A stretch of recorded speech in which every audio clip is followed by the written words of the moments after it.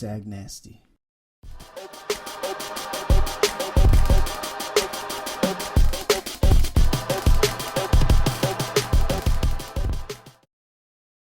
So going into high school, then, like you said, it just becomes a party, and you're just like in effort mode. And I was there.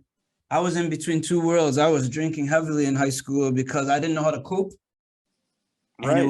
it was, as you know, like, I don't know if people really know, because there's only a few of us that have really experienced how much danger we were actually in. We you're were right. playing Russian roulette. Right.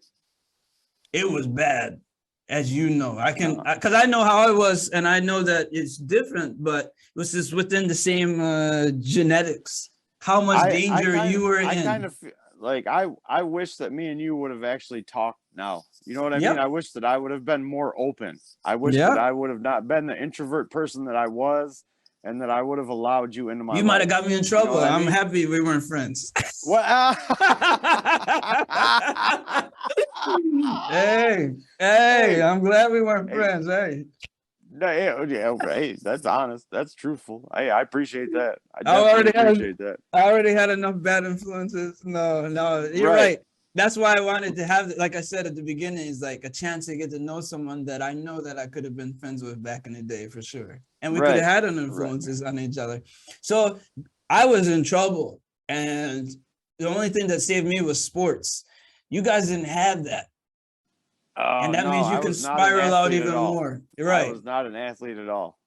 That means you were in super trouble. That means in regard to how far you were taking things in those days. What, like, how bad was it back then? You know, because I knew Schultz. Who else is in there who are really on the edge sometimes? You know, they would go to school and just be like not zooted. I don't know what they were on. Yeah, what was going on? What were you guys going to school? Just I couldn't even tell you. Look, no, I was just a pothead. In high Okay. school, I just smoked weed. And then I started drinking, like, sophomore year is when I started drinking. Yeah, mine So was, it was like sophomore year too. Yep, see? Yep. I used to smoke pot, and then I started drinking in my sophomore year. But alcohol got really bad for me. In high school? Alcohol, marijuana, yeah. Mhm, It got me too. really bad for me. Yeah. And then I also started using cocaine. You know what I mean? In high Like, school? yeah. See, that's what I thought. So where does coke come from? I mean, the people that who wasn't sell it. it. What do you mean? Yeah. Who was your connect? Like, I never saw cocaine in high school. I only saw coke heads. And like, I never Right, got to see okay. the connect. I saw the weed connect, obviously the alcohol, but I never understood how coke was introduced into our age group. Where is this coming from? Because it's not cheap, first of all. Wow, that's a really deep question. Mhm. I'm trying to think to where it started. Like I told you, I started selling pot in middle school, right? So the guy that I used to get the pot from would sell cocaine as well. Mm. So I could get small amounts of cocaine from him at that point. So do you sell it or do you use it? Both. Okay. Both. Definitely both. So it spirals though. The thing is it's like, you know what like you don't mean, like, I never meant to. I never even wanted to sell weed. Like I never even meant to be a fucking pot dealer. It just happened. You know, like it just so happened that I could help people out with what they wanted, and then it just spiraled from there. And it was the same thing with the cocaine.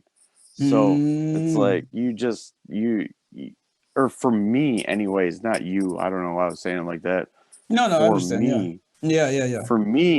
For me, that's just how it worked. Like I had it and people wanted it, and that's just how it worked. And I like, truthfully, today I'm not even proud of it. Like I'm not happy that happened.